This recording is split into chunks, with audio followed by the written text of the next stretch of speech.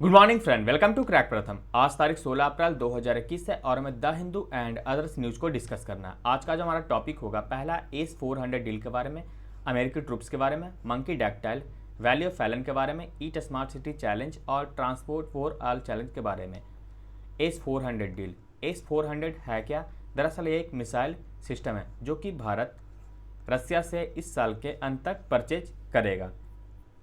ये जो एस-400 है, इसका काम क्या है? मान लीजिए ये भारत की सीमा है, यहाँ पर पाकिस्तान से और यहाँ चाइना से।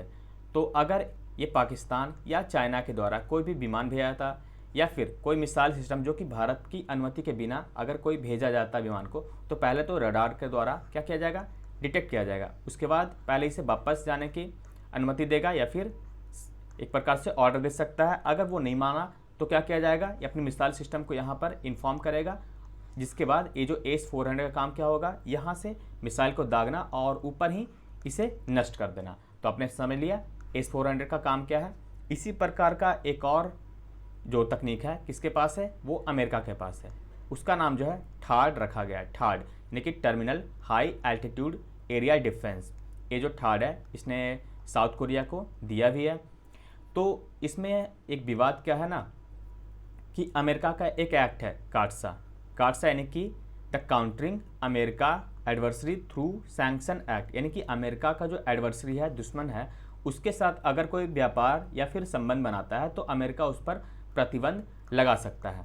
तो ये देखिए अमेरिका का दुश्मन कौन है? एडवर्सरी में कौन कौन आएंगे? 3 है। एक तो ईरान, दूसरा है रशिया और तीसरा है नॉर्थ कोरिया। अब ये देखिए डील हमने किसके साथ किया है? एस-400 रसिया के साथ। तो रसिया के साथ हमने जो डील किया है तो उसके तहत अमेरिका के द्वारा कहा जा रहा है कि इससे भारत के बीच $2.5 बिलियन का जो डील है वह प्रभावित हो सकता है। इसी प्रकार से जब चाइना ने एस-400 खरीदा था किसके साथ? रसिया के साथ, तो उस पर भी काफ़ी प्रतिबंध लगाए गए थे। लेकिन आप ही बताइए, क्या हम अपनी सुरक्षा के लिए केवल यूएसए पर निर्भर रह सकते हैं? बिल्कुल नहीं रह सकते हैं। हम अपनी सुरक्षा के लिए जहाँ से हमारी सुविधा बेहतर होगी वहाँ से हम ले सकते हैं।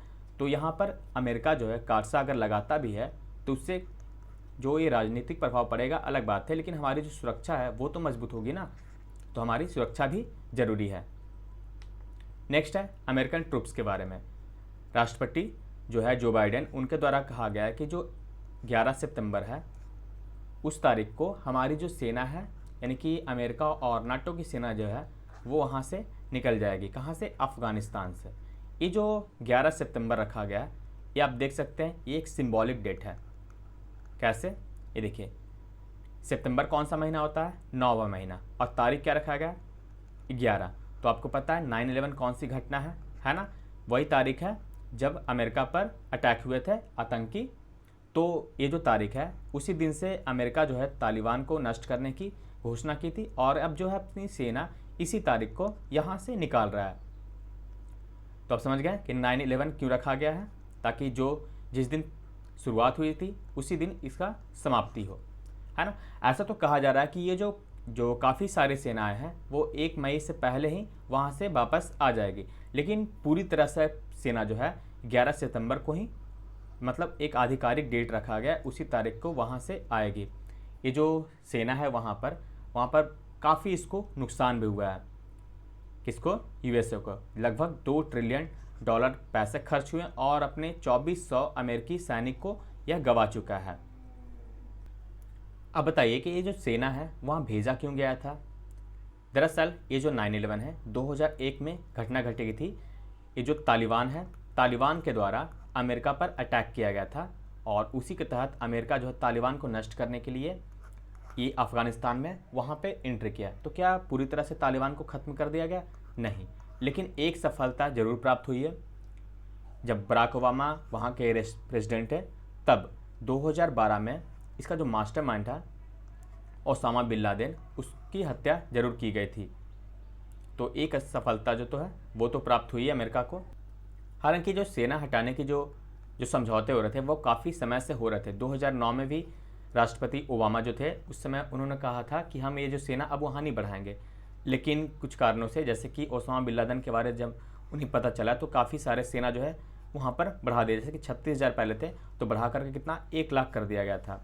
उसके बाद जो है जब डोनाल्ड ट्रंप राष्ट्रपति बने तो 20 यहाँ पे देखिए 29 फरवरी 2020 को जो है ना तालिबान और इनके बीच यूएस के बीच क्या होता है, एक दोहा में यानी कतर यहाँ पे जो है एक डील होता है कि हम अपनी सेना को ये जो 2021 है उस मई तक हम निकाल लेंगे बाहर। लेकिन अब जो है जो बाइडेन के द्वारा कहा गया कि हम 11 सितंबर तक सारे सेना को निकाल लेंगे। इसमें सिर्फ यूएसए की सेना नहीं है बल्कि नाटो की सेना है। ये नाटो जो है क्या है, नाटो यहाँ पे देखिए नॉर्थ अटलांटिक ट्रीटी ऑर्गेनाइजेशन। ये जो है कब बना था, जब कोल्ड वॉर चल रहा था। कोल्ड वॉर यानी कि शीत युद्ध के समय चला था नाटो। नाटो का अर्थ है कि अगर मान लीजिए इसमें जो सदस्य है जो भी, तो इसमें अगर किसी एक पर भी अटैक होता है तो सभी देश मिल करके उस पर अटैक करेंगे या फिर अपनी सुरक्षा को बढ़ाएंगे, है ना।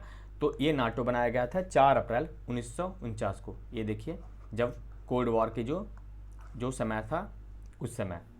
इसका हेडक्वार्टर ब्रसल्स में, पहले ये हम देखते हैं इसके बारे में।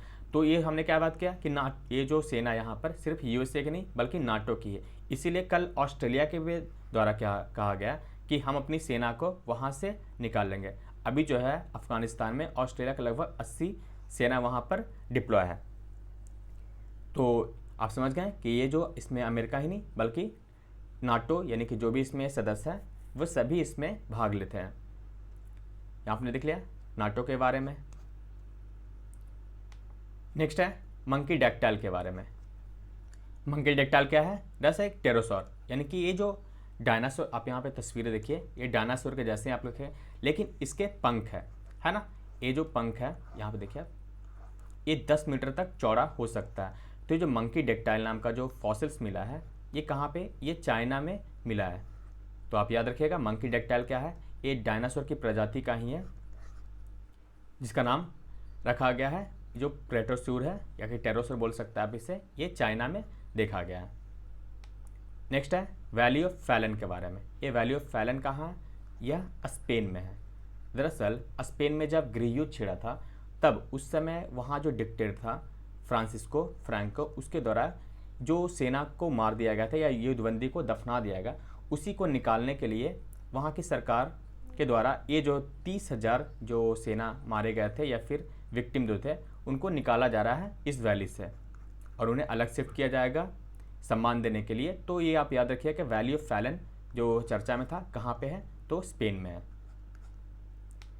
नेक्स्ट है eat smart city challenge and transport for all challenge के बारे में।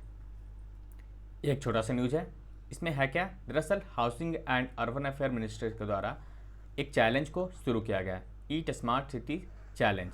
इसमें होता क्या, मान लीजिए जो स्मार्ट सिटीज़ है या फिर ये जो लागू कहाँ पे होंगे, ये पहले देखिए। पहले ये जो smart city, capital city of states, union territory और सिटी जहाँ पर 5 लाख से अधिक आबादी है ना। तो ये वहाँ पे ये चैलेंज को लागू किया है। इसमें होगा क्या कि ये मान लीजिए कोई शहर है, मान लीजिए पी नाम का कोई शहर है, तो इसकी शहर की कोई विशेषता होगी खाने से संबंधित, यानी कि वहाँ जो फूड होगा इंटीग्रेटेड होगा। यानी कि मान लीजिए ये जो पटना है या फिर दिल्ली है, वो क्या होगा कि एक खाने के लिए जाना जाएगा। तो इस प्रकार से एक तो उसकी पहचान मिलेगी और एक प्रकार से जो सबसे बेहतर करेगा तो उसके तहत एक कंपटीशन भी बढ़ेगा। हमारा जो शहर है अपने इस भोजन के लिए ये जो है नामी है।